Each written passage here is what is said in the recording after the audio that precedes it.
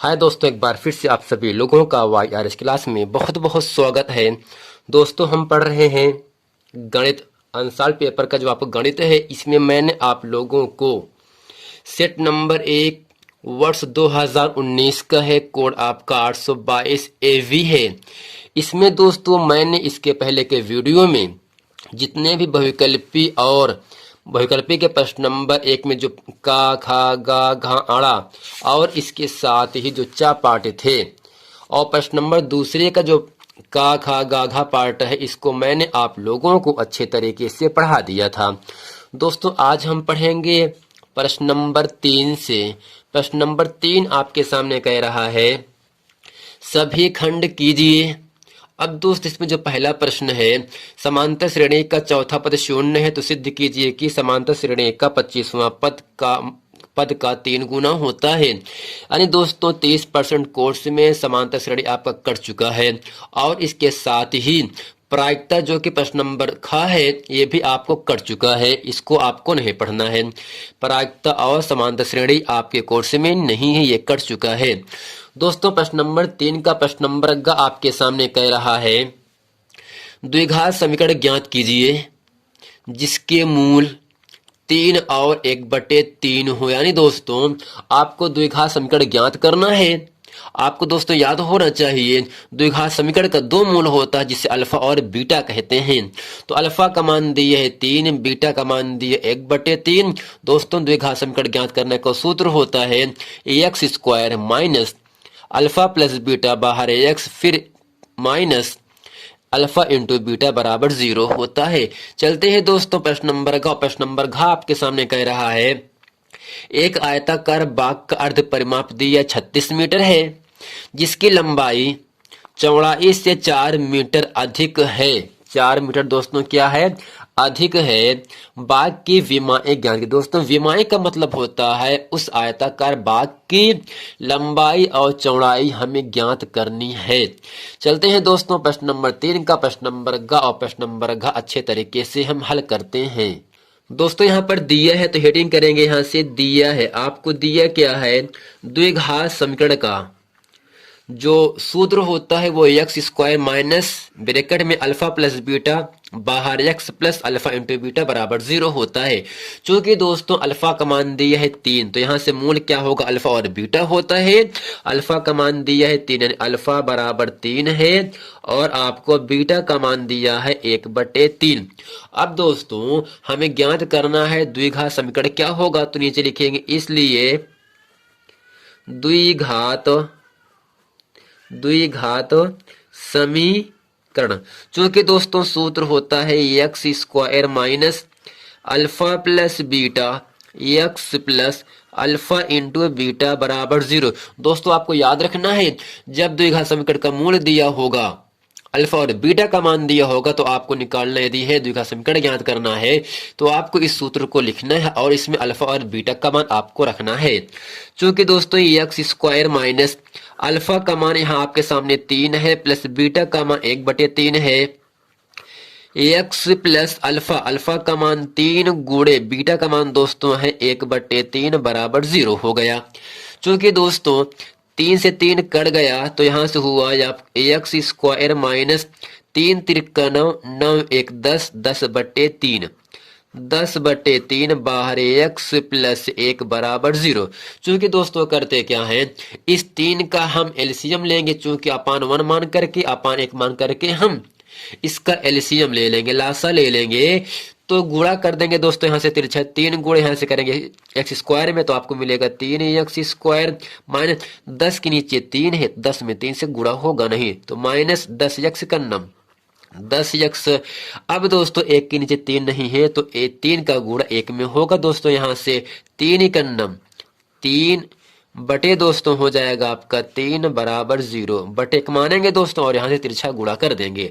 दोस्तों 3x² minus 10x plus 3 का गुणा करेंगे, 1 में मान चेंज होगा नहीं, बराबर। जब 0 में हम 3 से गुणा करते हैं तो आपको 0 मिल जाता है।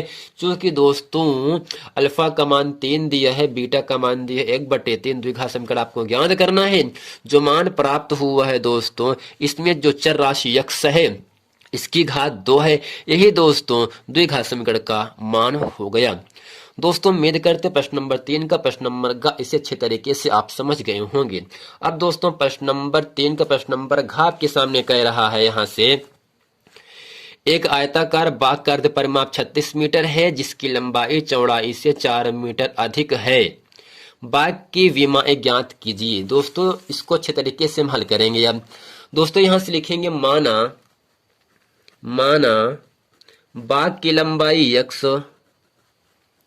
बाग की लंबाई x मीटर व चौड़ाई y मीटर है। अब दोस्तों इसमें आपको दिया है, और दिया क्या है दोस्तों, यहां से कह रहा है बाग का अर्ध परिमाप दिया 36 मीटर। तो यहां से लिखेंगे बाग का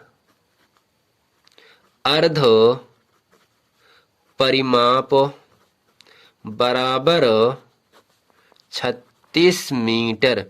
चूंकि दोस्तों आपको याद रखना है जो बाग का अर्ध परिमाप का सूत्र होता है वो होता 1/2 गुणे 2 लंबाई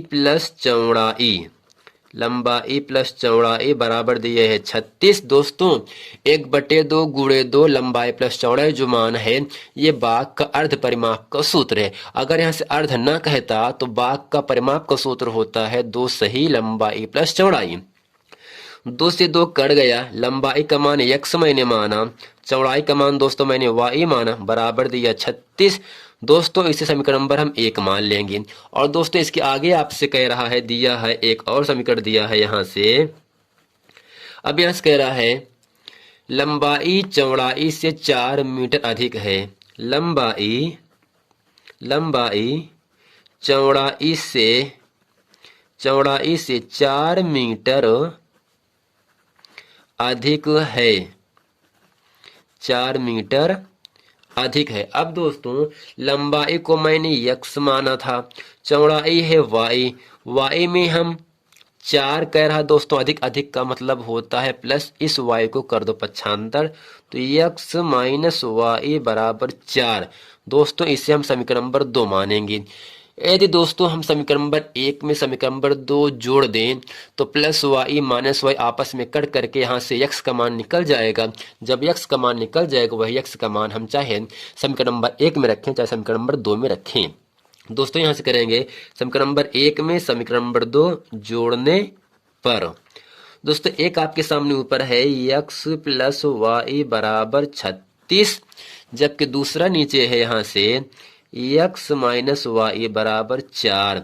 यह आपका पहला है, यह आपका समीकरण नंबर दूसरा है। अब दोस्तों 1 और 2 को हम जोड़ रहे हैं तो प्लस y माइनस y आपस में कट जाएगा तो x से x आपको मिला 2x बराबर 36 4 40। चूंकि दोस्तों दुख पहाड़े में 40 20 बार पे आता है तो यहाँ से x बराबर आ गया आपका 20 मीटर। चूंकि दोस्तों x मैंने इस बाग की लंबाई को माना था, तो लंबाई दोस्तों कितना गया आपके सामने 20 मीटर। यही दोस्तों आपका लंबाई का उत्तर हो गया। चूंकि दोस्तों हमें चौड़ाई भी ज्ञात करनी है तो चौड़ाई कैसे निकलेगा, तो x का मान चाहे समीकरण नंबर 1 में रखें चाहे समीकरण नंबर दूसरे में रखें तो यहाँ से लिखेंगे x का मान समीकरण 1 में रखने पर। चूंकि दोस्त समीकरण नंबर 1 आपके सामने यहाँ से क्या है x प्लस वाई बराबर 36 है तो यहाँ से करेंगे x प्लस वाई बराबर 36। दोस्तों y का मान निकालने के लिए x का मान आपके सामने निकाला 20 प्लस वाई बराबर 36।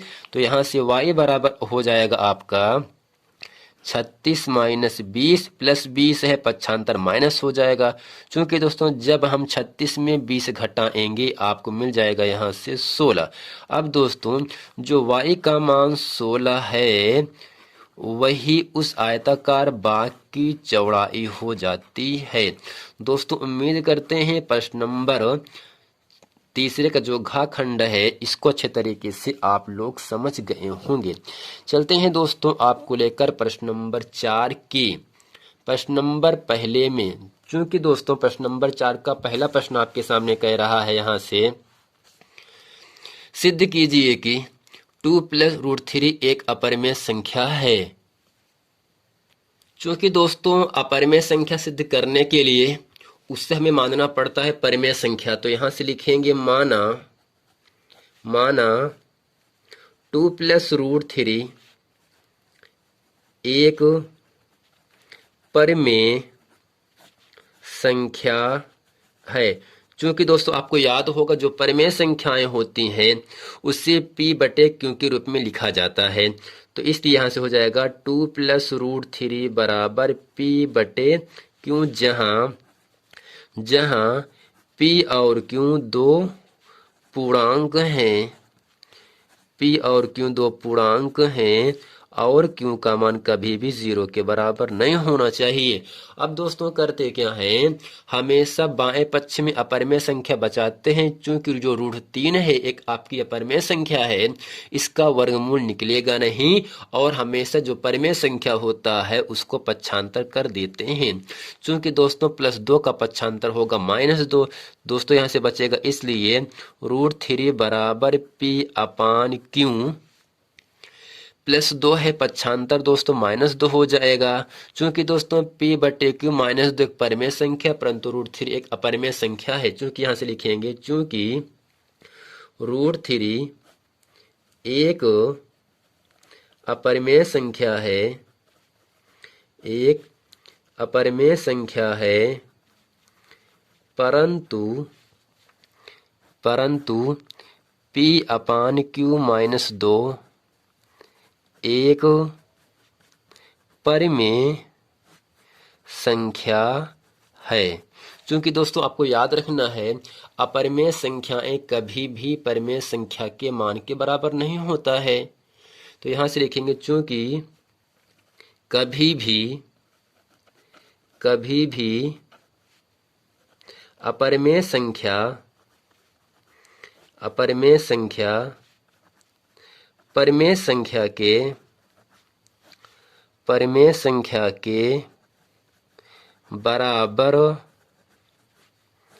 नहीं होता है। चूंकि दोस्तों बराबर ना होने के निशान ये होता है, तो ये आपका रूट 3 है, बगल में है आपका p बटे q -2।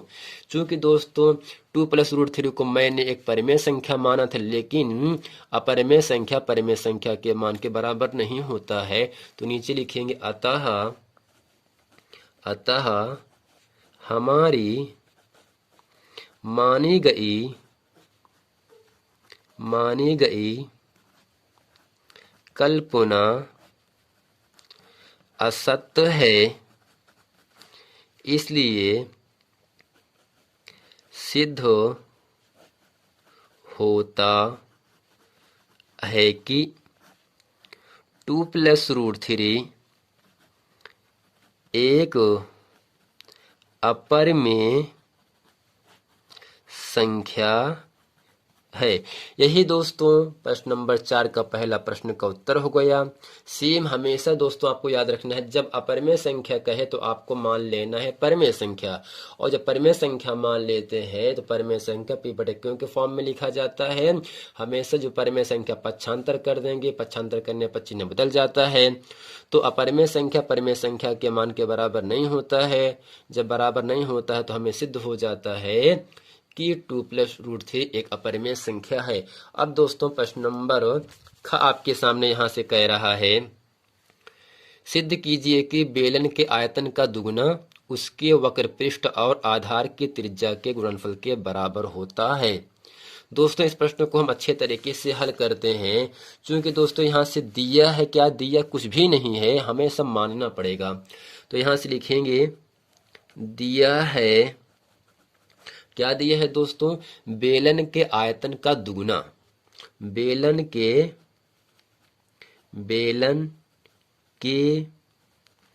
आयतन का दुगुना, बेलन के आयतन का दुगुना आधार की त्रिज्या के गुणनफल के बराबर होता है, यानी उसके वक्र पृष्ठ के, यानी बेलन का बेलन का वक्र पृष्ठ और आधार की त्रिज्या गुणे आधार की त्रिज्या के बराबर होता। क्योंकि दोस्तों आपको याद होना चाहिए बेलन के आयतन का सूत्र होता है पाई आर स्क्वायर एच। चूंकि दोस्तों आयतन का दुगुना, तो इस जो आयतन पाई आर स्क्वायर एच है इसका हम 2 से गुणा कर देंगे और बराबर यहाँ से हो जाएगा बेलन का वक्र पृष्ठ। दोस्तों बेलन का जो वक्र पृष्ठ का सूत्र होता है वह होता है 2 पाई आर एच होता है। और दोस्तों यहाँ से गुणे आधार की त्रिज्या यदि हम आर माने यहाँ से, तब दोस्तों इसको हम 2 से अंदर गुणा कर देंगे तो 2 पाई आर स्क्वायर एच बराबर 2 पाई गुणे पाई, 2 पाई आर गुणे आर दोस्तों क्या होगा आपका आर स्क्वायर एच यहाँ मिल गया। यानी दोस्तों बेलन के आयतन का दुगुना और बेलन का वक्र पृष्ठ गुणे आधार की त्रिज्या के गुणनफल के बराबर होता है। यह हमें सिद्ध करना है, जैसा कि मैंने इस प्रश्न को अच्छे तरीके से आप लोगों के सामने सिद्ध कर दिया। तो यहाँ दोस्तों लिखेंगे प्रूव्ड, यानी सिद्ध हो गया। अब दोस्तों करते क्या है, प्रश्न नंबर 4 का प्रश्न नंबर ग आपके सामने कह रहा है। दोस्तों प्रश्न नंबर ग कह रहा है यदि साइन 3a बराबर कॉस a माइनस 26 अंश, यहाँ 3a एक न्यून कोण है तो a का मान क्या होगा। तो दोस्तों जो न्यून कोण होता है ऐसा कोण जो 0 अंश से बड़ा परंतु 90 अंश से छोटा होता है उससे न्यून कोण कहते हैं। क्योंकि दोस्तों इस पूरे समीकरण में हमें a का मान ज्ञात करना है। आइए दोस्तों चलते हैं इस प्रश्न को अच्छे तरीके से हम हल करते हैं। दोस्तों यहाँ से दिया है, लिखेंगे दिया है, दिया क्या है, साइन 3a बराबर कॉस a माइनस 26 अंश। चूंकि दोस्तों क्या हम इस साइन a को पूरक कोणों में तोड़ सकते हैं। अब दोस्तों पूरक कोण कहते हैं जब दो कोणों का योगफल 90 अंश हो जाता है तब उन दोनों कोणों को हम कहते हैं पूरक कोण। दोस्तों जो साइन 3a है इसे हम लिख सकते हैं सूत्र के माध्यम से कॉस 90 माइनस 3a।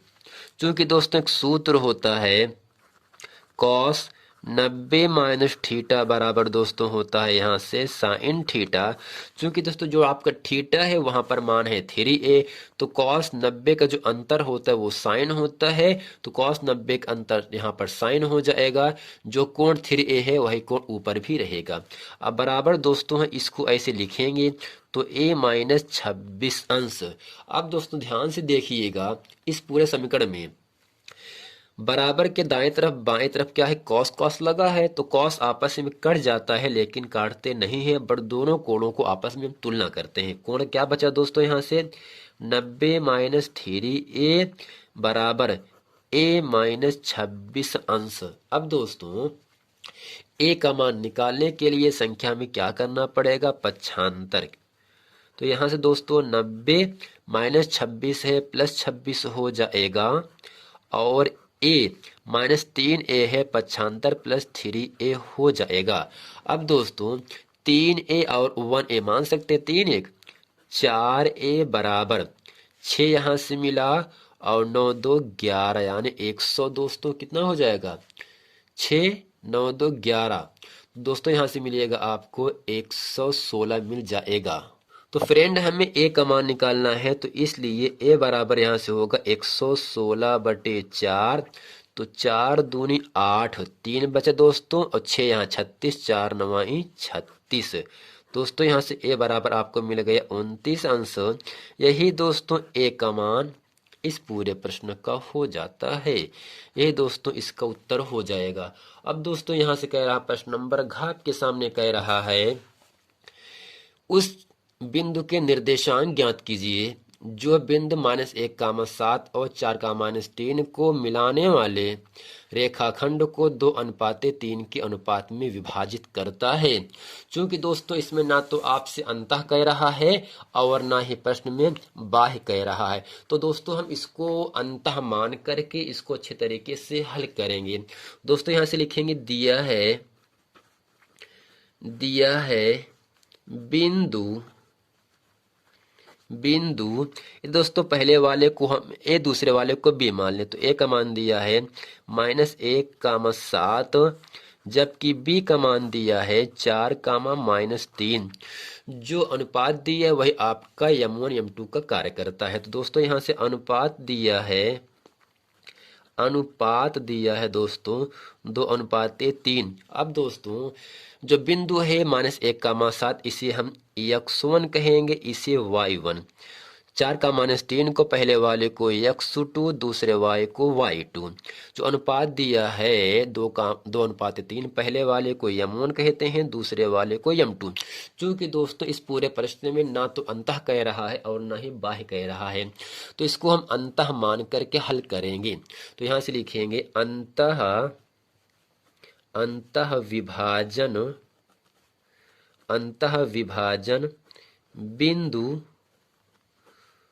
बिंदु से, क्योंकि दोस्तों सूत्र होता है, आपको याद रखना है, m1 x2 plus m2 x1 बटे m1 plus m2 m1 y2 plus m2 y1 बटे m1 प्लस m2। दोस्तों यही सूत्र आपका अंतः का होता है।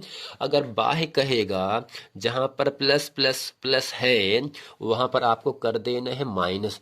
क्योंकि दोस्तों इस पूरे सूत्र में x1 y1 x2 y2 m1 और m2 का मान रखेंगे। क्योंकि दोस्तों अंतःविभाजन बिंदु हम क्या मानेंगे, यहाँ से x, y मानेंगे। अब दोस्तों यहाँ से m1 का मान 2 दिया है, गुणे x2 का मान 4 है, प्लस m2 का मान 3 है, गुणे x1 का मान -1 बटे m1 प्लस m2 यानी 2 + 3, m1 का मान 2, y2 का मान दोस्तों -3 प्लस m2 का मान दोस्तों 3 है, गुणे y1 का मान है दोस्तों 7। दोस्तों बटे होगा आपका 2 + 3 अर्थात m1 प्लस m2। तो x, y बराबर दोस्तों यहाँ से हो जाएगा 2 चौके 8 प्लस माइनस का -3 × 3 बटे 3 2 5 माइनस आ गया पहले 2 3 आई 6 प्लस 3 7 21 बटे 3 2 दोस्तों 5 हो गया। अब करते क्या है, यहाँ से x, y बराबर दोस्तों प्लस माइनस घटता है, 8 में से 3 घट करके आ जाएगा 5 बटे 5 प्लस माइनस घटता है लेकिन बड़े अंक का निशान लगता है, तो 21 में 6 घट के आपको मिलेगा 15 बटे 5। अब दोस्तों यहाँ से 5 कटेगा एक बार पे, 5 के पहाड़े में दोस्तों 15 3 बार पे आता है। तो यानी यहाँ से x, y बराबर आपको मिल गया 1, 3। यही दोस्तों इस रेखाखंड को जो 2:3 के अनुपात में विभाजित कर रहा था, तो ये काटेगा आपको 1, 3 के बिंदुओं पर काटता। यही दोस्तों इस पूरे प्रश्न का उत्तर हो जाता है। दोस्तों उम्मीद करते हैं इस पूरे प्रश्न में, पूरे वीडियो में मैंने आप लोगों को प्रश्न नंबर 3 और प्रश्न नंबर 4 के जितने भी खंड थे सभी खंड अच्छे तरीके से बता दिया। अब दोस्तों इसकी अगला वीडियो में हम आपको पढ़ाएंगे प्रश्न नंबर 5, जितना भी खंड है का, खा, गा, घा सभी खंड अच्छे तरीके से हम आप लोगों को बताएंगे। मिलते हैं दोस्तों नेक्स्ट वीडियो में, तब तक के लिए थैंक यू।